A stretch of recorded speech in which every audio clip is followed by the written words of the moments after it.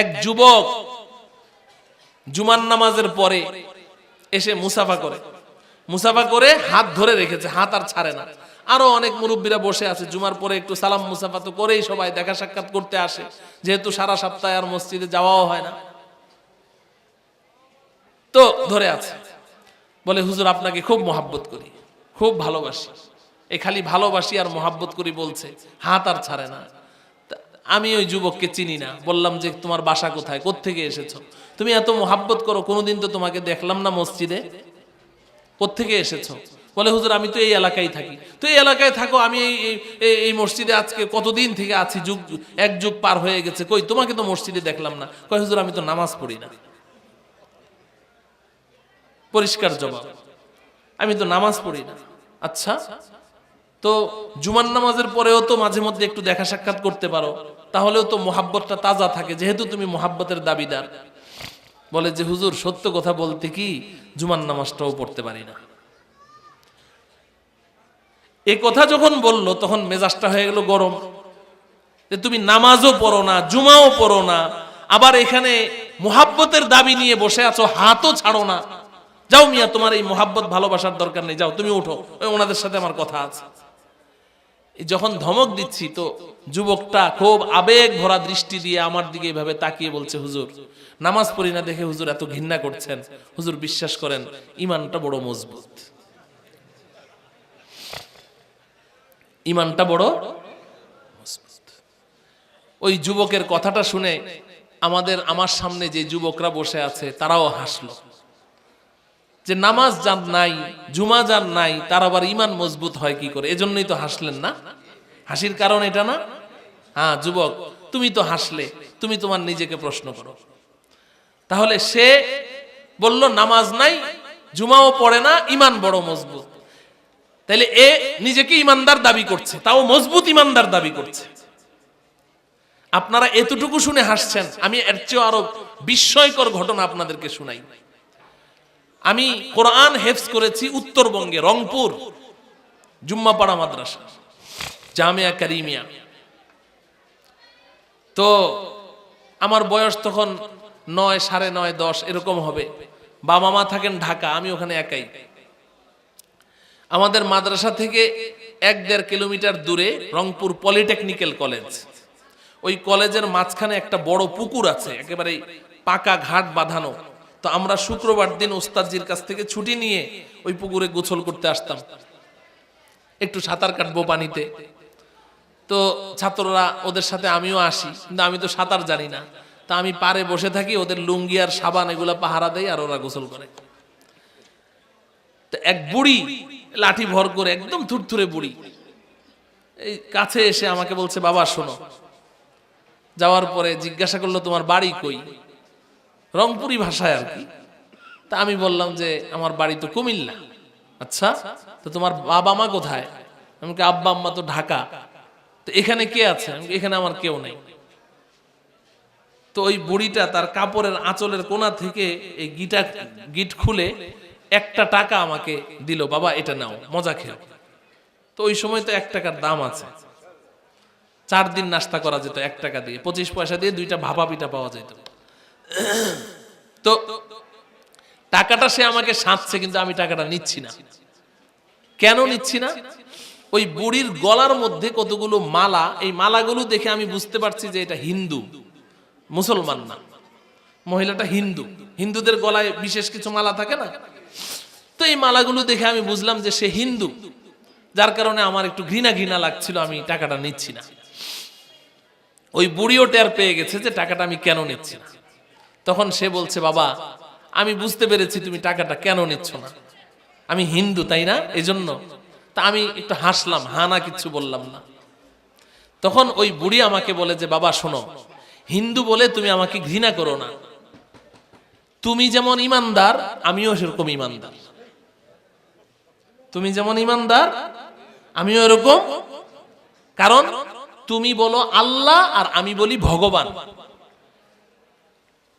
একজনই স্রষ্টা, কিন্তু একজনই, কিন্তু তাকে তোমরা বলো আল্লাহ, যাকে তোমরা আল্লাহ বলো তাকে আমরা ভগবান বলি। এই শব্দের পার্থক্য, নাইলে তো তোমরাও ইমানদার আমরাও ইমানদার। বুড়িও আমাকে বুঝাইলো, আমিও সুন্দর মতো বুঝলাম, টাকাটাও নিলাম, মজা খাইলাম টাকা দিয়ে। এই বুড়ি নিজেকে কি দাবি করলো? কথা বলেন, সবাই কথা বলেন। বুড়ি নিজেকে কি দাবি করলো? আমার যুবক ভাইয়েরা, একজন হিন্দুও নিজেকে কি দাবি করলো? তাইলে কথা একটু পিছন থেকে আবার টানি। আমিও নিজেকে ইমানদার দাবি করছি, আমার সামনে যারা আছেন এখানে সবাই নিজেকে ইমানদার দাবি করছেন। ওই যুবকটা যে নাকি নামাজ পড়ে না সেও নিজেকে ইমানদার দাবি করছে, আবার ওই হিন্দু মহিলাটা ও নিজেকে কি দাবি করছে? সবাই কি ইমানদার? হ্যাঁ, তাইলে ইমান কি জিনিস এটা জানার দরকার আছে না নাই? আচ্ছা, এটা বলার আগে আরেকটা ঘটনা শুনাই। আজকে থেকে 4-5 বছর হবে, ঢাকা বিমানবন্দর থেকে আমি যাচ্ছি উত্তরবঙ্গে দিনাজপুর মাহফিল, সৈয়দপুর বিমানবন্দরে আমি নামবো। বিমানে আমার পাশের সিটে এক খ্রিস্টান বসেছে। এই খ্রিস্টানের বাড়ি হলো দক্ষিণ কোরিয়া, সে থাকে ঢাকায় আজকে প্রায় 20-22 বছর। তখন আর কি একটা এনজিওর সেক্রেটারি, 7 জনের একটা টিম, তারা উত্তরবঙ্গ কুড়িগ্রাম যাচ্ছে। এই বেটা এখানে বসে, বয়সে আমার চেয়ে 5-7 বছরের বড় হবে।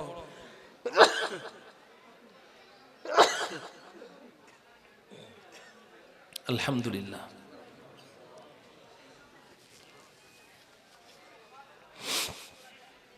সে আমার সাথে গল্প জুড়ে দিয়েছে। গল্প করতে করতে এক পর্যায়ে বলছে, আমি তোমাকে একটা প্রশ্ন করি, আমি তোমাকে একটা প্রশ্ন করি। আমি বললাম যে করো। বলছে দেখো আমার যুবক ভাইয়েরা ভালো করে বুঝো। সে আমাকে বলছে একটা প্রশ্ন। কি প্রশ্ন বলো? বলে যে দেখো আমিও আল্লাহকে বিশ্বাস করি, তুমি যেই আল্লাহকে বিশ্বাস করো, সে আমাকে বলছে যে তুমি যেই আল্লাহকে বিশ্বাস করো আমিও ওই আল্লাহকে বিশ্বাস করি। আমি বললাম আলহামদুলিল্লাহ, ভালো কথা। এরপর বলছে তুমি নবী মুহাম্মদকে বিশ্বাস করো, আমিও নবী মুহাম্মদকে বিশ্বাস করি। আমি বললাম ভালো কথা। এরপর বলছে তুমি যে কোরআন পড়ো, আমার কাছে একটা ইংলিশ ট্রান্সলেশন কোরআন আছে, আমি মাঝে মধ্যে ওইটাও খুলে পড়ি। আমি বললাম তাও ভালো কথা। এখন সে বলছে আমার প্রশ্ন হলো এবার তুমি বলো যে আমি কি বেঈমান নাকি আমি ঈমানদার, আমি কি মুসলমান না আমি কাফের? আমি বললাম যে তুমি একজন কাফের, তুমি একজন বেঈমান। সে বলল কেন? তোমার বিশ্বাস আর আমার বিশ্বাস তো একই। আমার প্রিয় যুবক ভাইরা, আপনাদেরকে বলছি শুনেন। সে বলছে তোমার বিশ্বাস আর আমার বিশ্বাস তো একই, তুমি যে আল্লাহকে বিশ্বাস করো আমিও ওই আল্লাহকে বিশ্বাস করি। কে বলছে? একজন খ্রিস্টান। বলেন না কে বলছে? খ্রিস্টান বলছে তুমি যেই আল্লাহকে বিশ্বাস করো আমিও ওই আল্লাহকে বিশ্বাস করি, তুমি যেই নবী মুহাম্মদকে বিশ্বাস করো আমিও ওই নবী মুহাম্মদকে বিশ্বাস করি, তুমি যেই কোরআন পড়ো আমিও তো ওইটা পড়ি। তাহলে তুমি নিজেকে ঈমানদার বলছো, আমাকে বেঈমান কেন বলছো? এটার জবাব দাও। প্রশ্নটা কি সহজ না জটিল? জটিল প্রশ্ন। এটা বুঝেন, এটা বুঝেন, বুঝার দরকার আছে। আমরা অনেকেই এই বিশ্বাসটুকু নিয়েই আছি যে আমি তো আল্লাহকে বিশ্বাস করি, আমি তো নবী মুহাম্মদকে বিশ্বাস করি, দ্যাটস এনাফ, আমি তো ঈমানদার। এই জন্যই তো ওই যুবকটা আমাকে এই কথা বলেছে যে হুজুর নামাজ না পড়তে পারি কিন্তু হুজুর আমার ঈমানটা বড়, কারণ আমি তো নবীকে বিশ্বাস করি, আল্লাহকেও। এই ধারণা নিয়েই সমাজের অধিকাংশ মুসলমান জীবনটা পার করছে, ঠিক না বেঠিক? তাইলে এই খ্রিস্টানরাও তো দাবি করলো যে আমিও আল্লাহকে বিশ্বাস করি, নবী মুহাম্মদকেও বিশ্বাস করি। আমি বললাম যে খুব ভালো কথা, তাহলে আল্লাহকে বিশ্বাস করলে ঈমানদার হওয়া যায়? সে বলল অফকোর্স। তাকে জিজ্ঞাসা করলাম যে আচ্ছা তুমি কি আবু জেহেলকে চিনো? বলল যে হ্যাঁ চিনি। আবু লাহাবের কথা শুনেছো? বলে হ্যাঁ আবু লাহাবকেও চিনি। তা আমি জিজ্ঞাসা করলাম আবু জাহাল আর আবু লাহাব এরা কি ঈমানদার ছিল না বেঈমান ছিল? কয় না, ওরা মুশরিক, ওরা কাফের, ওরা বেঈমান। কে বলছে এই কথা? খ্রিস্টান বলছে যে আবু জাহেল আবু লাহাবরা কি বেঈমান, কাফের। আমি বললাম যে হ্যাঁ তুমি ঠিক বলেছো, আবু জাহেল আবু লাহাবরা বেঈমান, কাফের, মুশরিক। কিন্তু তুমি একটা কথা জানো না যে আবু জাহেল আবু লাহাবরাও আল্লাহকে বিশ্বাস করত। সে তখন পুরো অস্বীকার করলো যে না, আবু জাহেল আবু লাহাবরা আল্লাহকে বিশ্বাস করতো না। আমি বললাম যে আমি তো পড়াই, কোরআন হাদিস পড়াই, যুগ যুগ ধরে পড়াই, আমি পড়াশোনা করে বলছি, এমনি বলছি না। কোরআনে আল্লাহ পাক বলছেন, আমার যুবক ভাইয়েরা আমার সামনে আপনারা যারা বসে আছেন দাঁড়িয়ে আছেন আপনাদেরকে বলছি, আল্লাহ পাক কোরআনে কারিমে বলেছেন ওয়ালা ইন সাআলতাহুম মান খালাকাস সামাওয়াতি ওয়াল আরদা ওয়া সাখখারাশ শামসা ওয়াল কমারা লায়াকুলুন্নাল্লাহ। হাফেজ সাহেবরা কোরআন শরীফে আয়াতটা আছে না নাই? আল্লাহ কি বলছেন? আমাদের নবীজিকে বলছেন ওয়ালা ইন সাআলতাহুম, ও হাবিব আপনি যদি এই আবু জেহেল আবু লাহাবদেরকে গিয়ে একটা প্রশ্ন করেন। কাদেরকে প্রশ্ন করবে? আবু জেহেল আবু লাহাবদেরকে। যান আবু জেহেল আবু লাহাবদেরকে প্রশ্ন করেন। কি প্রশ্ন করবেন? মান খালাকাস সামাওয়াতি ওয়াল আরদা ওয়া সাখখারাশ শামসা ওয়াল কমার। এই কুরাইশের কাফেররা, এই আবু জেহেল আবু লাহাবের দলেরা, আমার একটা প্রশ্নের জবাব দাও। মান খালাকাস সামাওয়াত, এই আসমানকে সৃষ্টি করেছে, ওয়াল আরদ, এই জমিনকে সৃষ্টি করেছে, ওয়া সাখখারাশ শামসা ওয়াল কমার, এই চন্দ্র সূর্যকে সৃষ্টি করেছে। আল্লাহ পাক বলছেন লা ইয়াকুলুন্নাল্লাহ, লামে তাকিদ বা নুনে তাকিদ, লা ইয়াকুলুন্নাল্লাহ। ও হাবিব আপনি এই প্রশ্ন করা মাত্রই আবু জেহেলরা উত্তর দিবে এই আসমানের স্রষ্টা, এই জমিনের স্রষ্টা, এই চন্দ্র সূর্যের স্রষ্টা একমাত্র আল্লাহ। কথাটা কে বললেন? কাদের সম্পর্কে বললেন? বলেন না কাদের সম্পর্কে? আবু জাহাল আবু লাহাবদের সম্পর্কে আল্লাহ বলছেন যে ওরা আপনাকে এই উত্তর দিবে যে আসমানের স্রষ্টাও আল্লাহ, জমিনের স্রষ্টাও আল্লাহ, চন্দ্র সূর্যের স্রষ্টাও আল্লাহ। তাইলে তারা আল্লাহকে বিশ্বাস করলো কি করলো না? শুধু তাই নয়, কোরআনে কারীমে আল্লাহ পাক আরো খুলে খুলে কথাটা বলেছেন। আপনি অবাক হয়ে যাবেন যদি না শুনে থাকেন। আল্লাহ পাক বলছেন ফাইদা রাকিবু ফিল ফুলকি দাআবুল্লাহ মুখলিসিনা লাহুদ্দিন।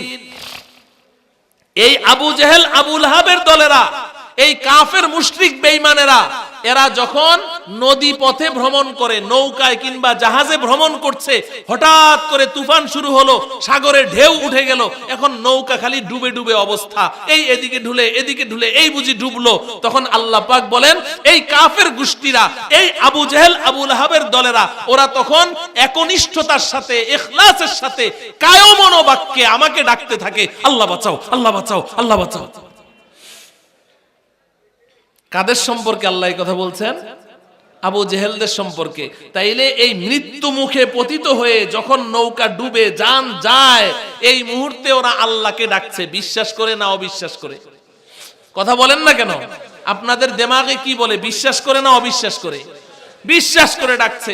যদি আল্লাহকে বিশ্বাস না করত তাহলে তো ওই মুহূর্তে ওরা ওদের দেব দেবীদেরকে ডাকতো, ও লাত বাঁচাও, ও উজ্জাত বাঁচাও, ও মানাত বাঁচাও, ও দেবী বাঁচাও, এটা বলতো না? তাহলে ওরা দেব দেবীদের চেয়েও বেশি বিশ্বাস কাকে করত? আমি তখন ওই খ্রিস্টানকে বললাম যে দেখো আল্লাহ পাক নিজে বলছেন যে আবু জেহেল আবু লাহাবরা আমাকে এতটাই বিশ্বাস করত। তাইলে আবু জেহেল আবু লাহাবরা আল্লাহকে বিশ্বাস করা সত্ত্বেও একটু আগেই তুমি যেই কারণে আবু জেহেল আবু লাহাবদেরকে কাফের বেঈমান বলেছো, তোমার দাবি অনুযায়ী তুমিও আল্লাহকে বিশ্বাস করা সত্ত্বেও ওই কারণে আমিও তোমাকে কাফের মুশরিক মনে করি। তখন ওই খ্রিস্টান চট করে আমাকে বলছে যে ওরা তো নবী মুহাম্মদকে বিশ্বাস করতো না, আমি তো নবী মুহাম্মদকেও বিশ্বাস করি। এই একটু সরে আসলো, আমি তো নবী মুহাম্মদকেও বিশ্বাস করি, কিন্তু আবু জেহেল আবু লাহাবরা কি করে নাই? নবী মুহাম্মদকে বিশ্বাস করে নাই। আমি বললাম যে আচ্ছা, নবী মুহাম্মদকে বিশ্বাস করলে ইমানদার হওয়া যায়? বলে হ্যাঁ। আমি জিজ্ঞাসা করলাম যে তুমি কি আবু তালেবকে চিনো? তো ও সাথে সাথে বলে যে হ্যাঁ, নবীর আঙ্কেল। আবু তালেব নবীর চাচা না? কি বলেন? ও আর কি ওই একটু ভাঙা বাংলা ইংলিশ মিক্সড কথা বলে, বলে নবীর আঙ্কেল। আমি বললাম যে হ্যাঁ, তুমি জেনে শুনেই কথা বলছো। আচ্ছা এবার প্রশ্নের উত্তর দাও, আবু তালেবকে তুমি কি ইমানদার মনে করো না বেঈমান মনে করো? বলে না, ও মুশরিক, ও কাফের। আবু তালেব ও কাফের। কে বলছে এই কথা? খ্রিস্টান। আমি বললাম তুমি তো আবু তালেবকে কাফের মুশরিক বেঈমান বলছো, এটা বাস্তব কথা, আসলেও কাফের মুশরিক বেঈমান ছিল, কিন্তু তুমি কি জানো আবু তালেব যে নবী মুহাম্মদকেও বিশ্বাস করতো? বলে যে না।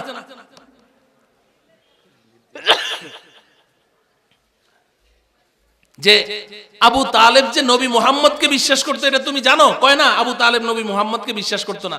আমি বললাম যে আমি পড়াশোনা করে বলছি,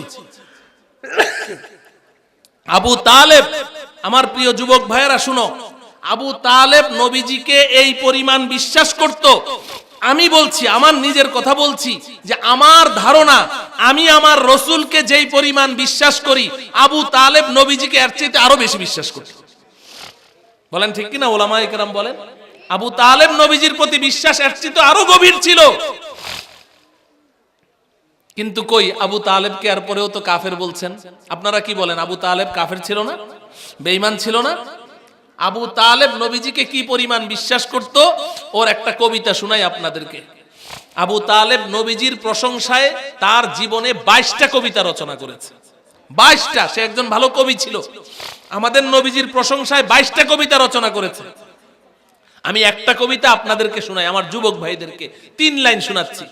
আবু তালেব বলে, ওয়ালাকাদ দাউতানি ওয়া জাআমতু আন্নাকা সাদিকুন ওয়া সাদাকতা ফীহি ওয়া কুনতা থাম্মা আমিনা ওয়া আরাফতু দীনাকা লা মাহালাতা আন্নাহু মিন খায়রি আদিয়ানিল বারিয়াতি দীনা ওয়ালাউলাল মালামাতু আও হাদারু মাসাব্বাতিন লাওয়াজাদতানি সামহাম বিদাকা মুবিনা।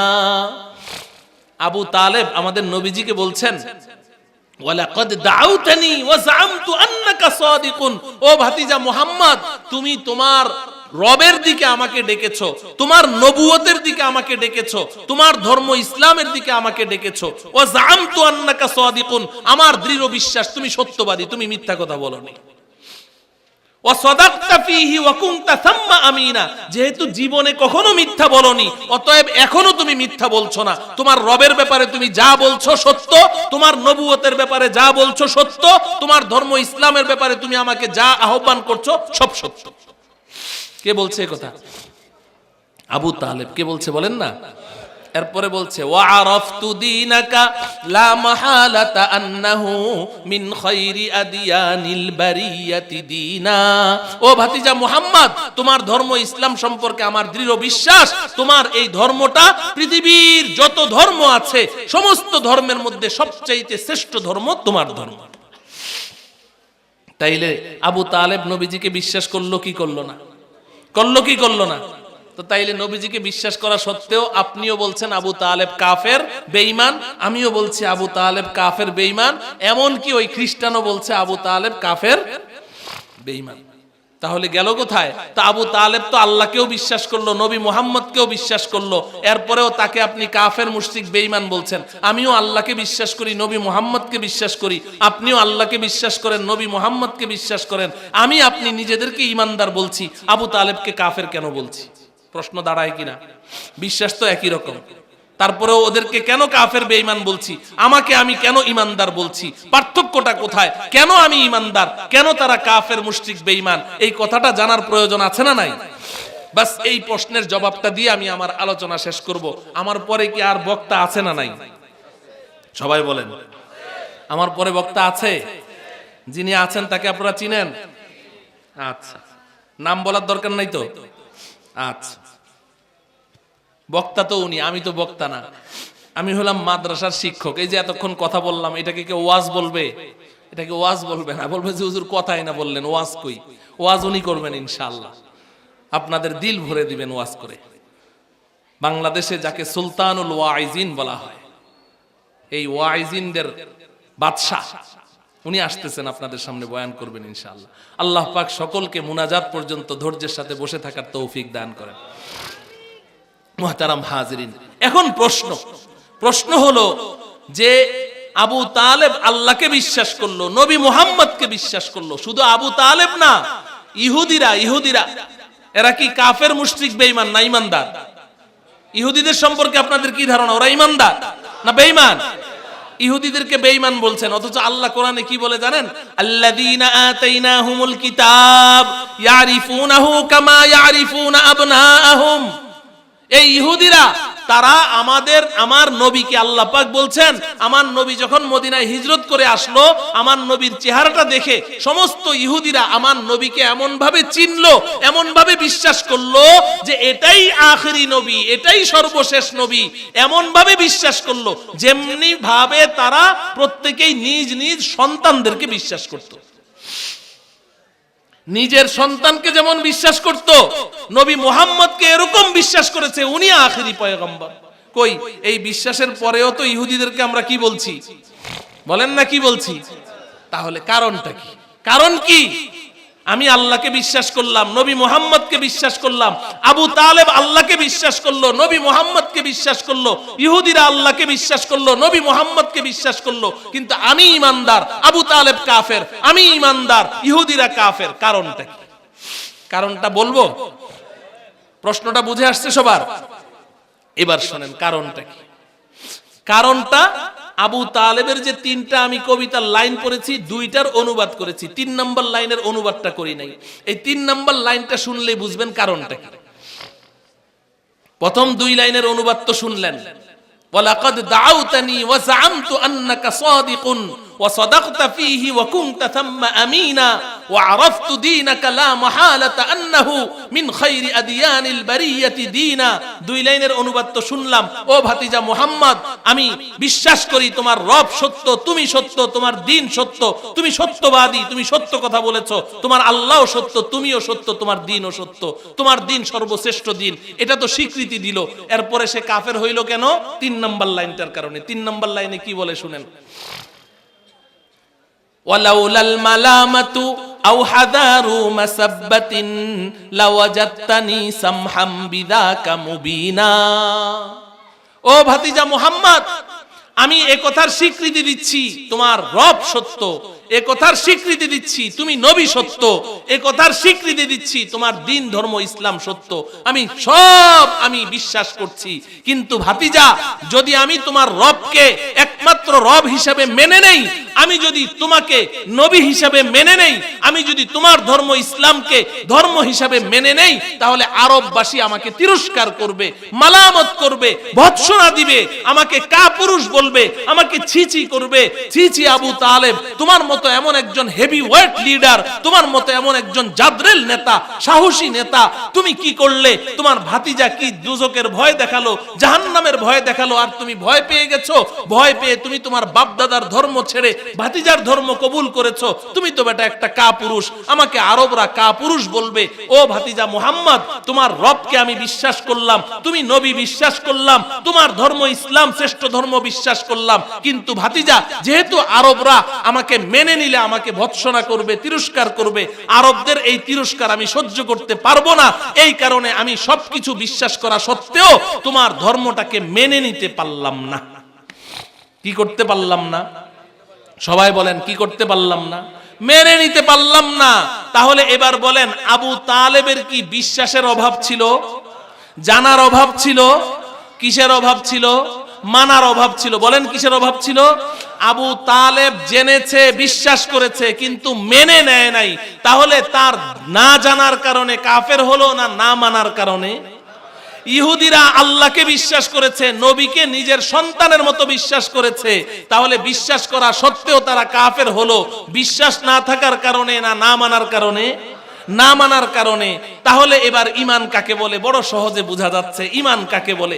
এই উপমহাদেশের শ্রেষ্ঠ মুহাদ্দিস হযরত মাওলানা আনোয়ার শাহ কাশ্মীরি রহমতুল্লাহি আলাইহি, উলামায়ে কেরাম, তোলাবায়ে ইজম সবাই তার নাম শুনেছেন।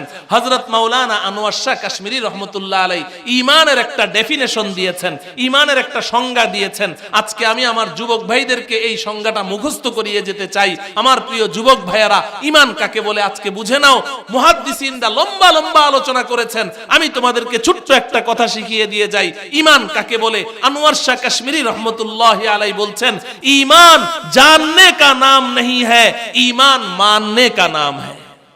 বলেন, জানার নাম ঈমান নয়, কিসের নাম ঈমান? মানার নাম ঈমান। বলেন, জানার নাম ঈমান নয়, কিসের নাম ঈমান? মানার নাম ঈমান, মানার নাম ঈমান।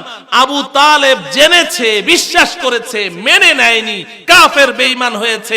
ইহুদিরা জেনেছে, বিশ্বাস করেছে, কিন্তু মানতে পারে নাই, না মানার কারণে কাফের হয়েছে। অতএব আমি আর আপনিও তো ওদের মতো জানি এবং বিশ্বাস করি, আল্লাহকেও জানি, বিশ্বাস করি, নবী মুহাম্মদকেও জানি, বিশ্বাস করি। যদি জানলাম কিন্তু মানলাম না, তাহলে আমারও তো এই কাজটা আবু তালেব আর ইহুদিদের মতো হয়ে গেল। বলেন ঠিক না বেঠিক? আজকে বাংলাদেশে এই উলামায়ে কেরাম যখন হালাল হারাম নিয়ে কথা বলে, জায়েজ নাজায়েজ নিয়ে কথা বলে, শিরিক আর কুফর নিয়ে কথা বলে, তো আমাদের দেশের কিছু নাস্তিক মুরতাদ আদতে এগুলো মুরতাদ, আদতে এগুলো বেঈমান। এরা এখন উলামায়ে কেরামকে হুমকি দেয়, উলামায়ে কেরামকে বলে যে আমাদেরও তো ঈমান আছে, আমরাও তো হজ করি, আবার বলে 70 রাকাত 80 রাকাত ডেইলি নফল নামাজও পড়ে। বলে কি বলে না? মুহতারাম হাজরিন, এরা নিজেদেরকে বড় ঈমানদার দাবি করছে। কেউ কেউ বলে যে আমি তো কোরআন শরীফ তেলাওয়াত না করে ঘর থেকে বেরই হই না, কোরআন শরীফ তেলাওয়াত না করে ঘর থেকে বের হয় না। আরে বেটা, তুমি যেমন কোরআন শরীফ তেলাওয়াত করো, আমার পাশের সিটের বিমানের ওই খ্রিস্টানও তো কোরআন শরীফ তেলাওয়াত করতো কি করতো না? তুমি যেমন হজ করেছো, ওই যে খবিসগুলো, ওই যে মুরগি চোরা একটা, তারপরে আবার ওই যে মেনন ইনু কি আছে এগুলাও বলে হজে গেছে। তো তুই বেটা যেমন হজ করেছিস, আবু জেহেলও তো হজ করতো, প্রতি বছর হজ করতো, আবু লাহাবও প্রতি বছর হজ করত। আমি ইতিহাস থেকে বলছি, বানিয়ে বলছি না। শাইখুল হাদিস জাকারিয়া রাহমাতুল্লাহ আলাইহি লিখেছেন, শাইখুত তাফসীর আল্লামা ইদ্রিস কান্দলবি রাহমাতুল্লাহি আলাইহি লিখেছেন, আপনারা কিতাব খুলে দেখেন, তারাও প্রতি বছর হজ করত। তুই বেটা যেমন হাজী অমুক, ওই আবু জেহেলও তো হাজী আবু জেহেল ছিল।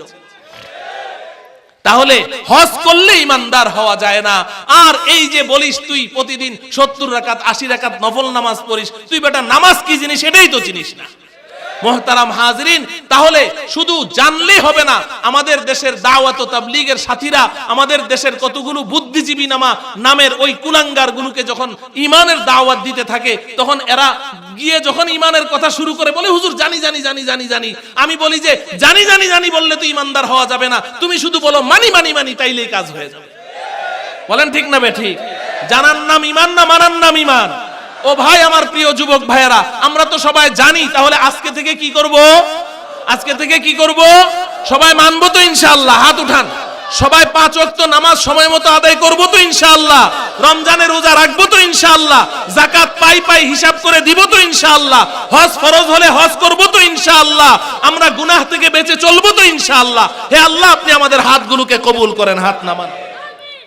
আল্লাহ পাক রব্বুল আলামিন